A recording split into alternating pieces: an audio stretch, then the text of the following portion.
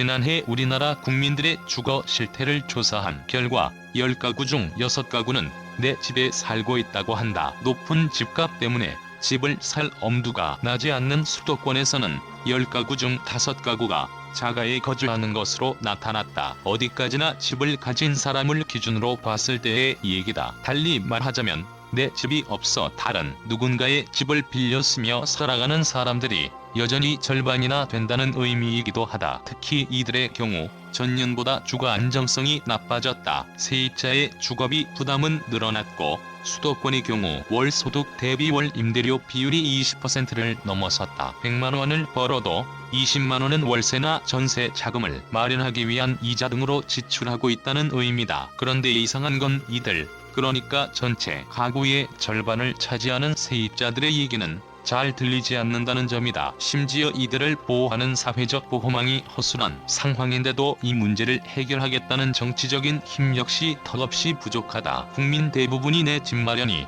꿈인 이 사회에서 주거정책 논의의 중심이 자신의 집을 가지고 있는 사람들 혹은 자신의 집을 가지려는 사람들에게만 맞춰져 있기 때문이다. 이렇게 답답한 현실 속에서 출범한 단체가 빌려 쓰는 사람들이다. 권지웅 빌려 쓰는 사람들 대표는 세입자라고 하면 흔히 집을 가질 수 있게 도와줘야 한다는 식으로 접근하지만 그것보다는 빌려 쓰는 그 자체로 안전한 사회가 될 순 없을까라는 고민 섞인 질문을 우리 사회에 던지고 있다. 누군가는 전월세로 살아가는 사회 집 사는 것만이 정답일까? 권 대표는 현재 우리나라의 주거 형태가 단계적인 시각에 사로잡혀 있다고 지적했다. 대표적으로 월세 사는 사람에게는 전세를, 전세 사는 사람에게는 집을 사야 한다고 권하는 게 단적인 이해다. 권 대표는 이를 두고 반대로 말하면 전세로 살수록 혹은 월세로 살수록 더 불행하게 살고 있다는 의미이기도 하다며 그런데 한국 사회는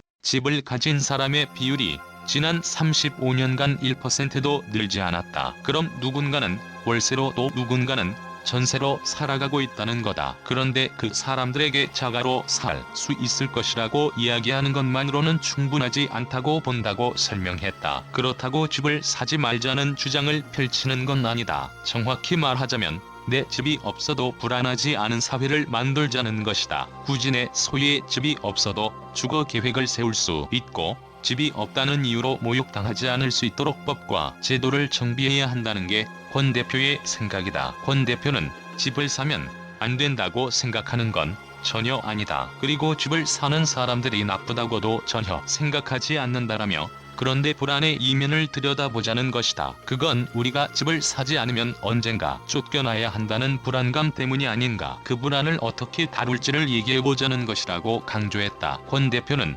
우리나라에서 자가를 점유하고 있는 사람은 한 집에서 평균 10년을 사는데 빌려 쓰는 사람은 3년 조금 넘게 산다. 이게 빌려 쓰는 사람이 돌아다니는 것을 좋아해서일까?